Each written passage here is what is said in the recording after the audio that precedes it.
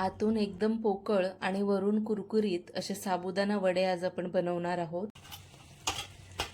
नेहमी तेच तेच गोल साबुदाणा वडे खाऊन कंटाळा आला असेल तर आज थोड्या वेगळ्या पद्धतीने ह्या साबुदाणा वड्याची रेसिपी आज आपण बनवणार आहोत आणि नक्कीच तुम्हाला खूप आवडतील. तर चला झटपट रेसिपीला सुरुवात करूया. उपवासाचे साबुदाणा वडे बनवण्यासाठी इथे मी काही मिरच्या घेतलेल्या आहेत. या मिरच्या कमी तिखटवाल्या असतात, तर मोठ्या मिरच्या न घेता मी अशा छोट्या छोट्या मिरच्या निवडून घेतलेल्या आहेत. साधारण 14 ते 15 मिरच्या इथे मी घेतलेल्या आहेत. बाजारातून घेताना मोठ्या मिरच्या न घेता अशा लहान लहान आकारात निवडून घ्यायच्या. आणि आता या मी स्वच्छ धुवून पुसून घेतल्यात. यातल्या सगळ्या बिया मी अशा काढून घेणार आहे. मधून एक कट मारून घ्यायच्या आणि मग सगळ्या बिया काढून घ्यायच्या. म्हणजे थोडाही तिखटपणा या मिरचीमध्ये असेल तर तो पूर्णपणे कमी होईल. मिरच्या घेताना त्या लहानच घ्यायच्या. एकदम जर मोठ्या घेतल्यात तर वडे खूप मोठे मोठे तयार होतील. आणि ह्या कमी तिखटवाल्या मिरच्या आहेत त्यामुळे मी घेतलेल्या आहेत, म्हणजे साबुदाणा वडा खाताना सुद्धा त्या तिखट लागणार नाहीत. तर आता सगळ्या बिया मी इथे काढून घेतलेल्या आहेत. त्यानंतर एका मध्यम आकाराच्या वाटीने हे साबुदाणे मी रात्रभर भिजवून घेतलेत. दाबताच तुम्हाला दिसत असेल पूर्णपणे हे मॅश होत आहेत. अशाच पद्धतीने साबुदाणा भिजवून घ्यायचे व्यवस्थित, म्हणजे साबुदाणा वडा तेलात फुटत सुद्धा नाही.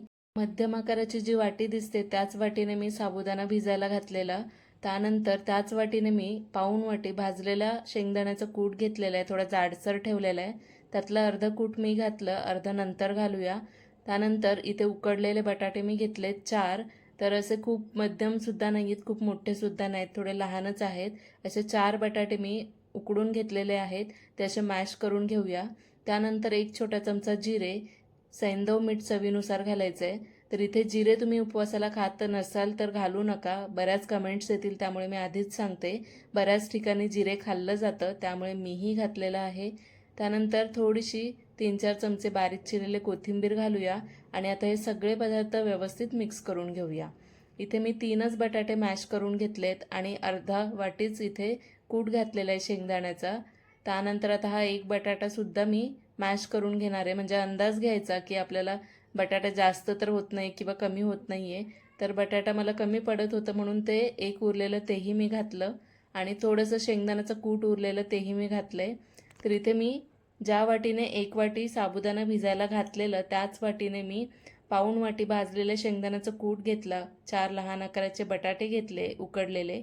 तर हे प्रमाण योग्य आहे. तुम्ही कोणत्याही वाटीने हे प्रमाण मोजून घेऊ शकता. साबुदाण्याचं हे मिश्रण नीट मिक्स करायला जमत नव्हतं त्यामुळे मी वेगळ्या भांड्यामध्ये काढून घेतलं. त्यातच तिखटानुसार मी 4 हिरव्या मिरच्या बारीक चिरून घातलेल्या आहेत, तुम्ही कुटूनसुद्धा घालू शकता. आणि मिक्स करून असं छान गोळा करून घेतलेला आहे. तर इथे आपण मोठी जी मिरची वापरतोय ती जराही तिखट नाही आहे, म्हणजे त्यातले बीसुद्धा काढून टाकल्यामुळे ती तिखट लागत नाही. त्यामुळे मिरचीचं प्रमाण तुम्ही इथे आरामात कितीही तुमच्या आवडीप्रमाणे घालू शकता.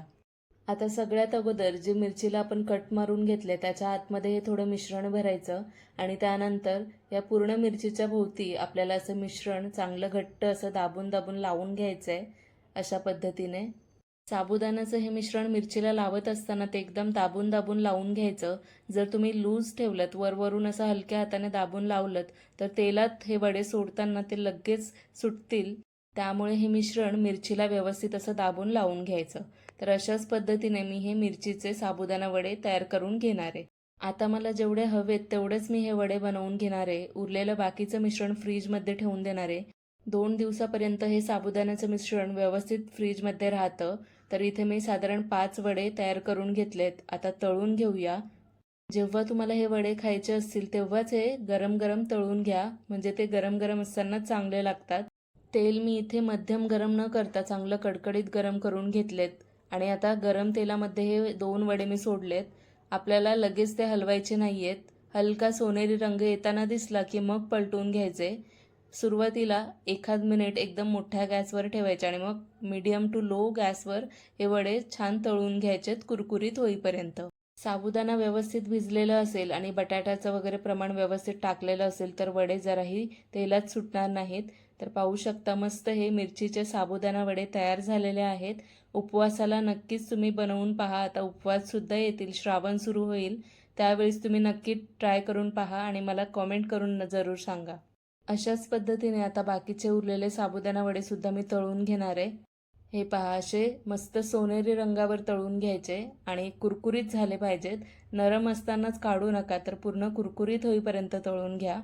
जेव्हा मी हे साबुदाणा वडे खाऊन पाहिले तर ते वरून एकदम कुरकुरीत, आतून पोकळ झालेले आणि खाताना ते खूपच जास्त चविष्ट लागत होते आणि नेहमीच्या साबुदाणा वड्यापेक्षा मिरची असल्यामुळे थोडे वेगळे लागत होते.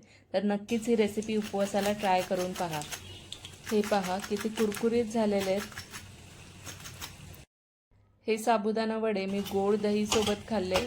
तुम्हाला जर हवं असेल तर तुम्ही शेंगदाण्याची चटणीसुद्धा बनवू शकता. भाजलेले शेंगदाणे घ्या, त्यासोबतच कोथिंबीर, हिरवी मिरची, जिरे खात असेल तर जिरे घ्या आणि सेंदव मीठ घालून ही चटणी वाटून घ्या. मस्त शेंगदाण्याची चटणी तयार होते. तर इथे मी गोड दहीसोबत हे वडे खाल्लेले आहेत. खूप तसेही छान लागतात. आषाढमध्ये सुद्धा हे वडे तुम्ही बनवून खा. नेहमी जर तेच साबुदाणा वडे खाऊन कंटाळा आला असेल तर थोड्या वेगळ्या पद्धतीने हे ट्राय करा.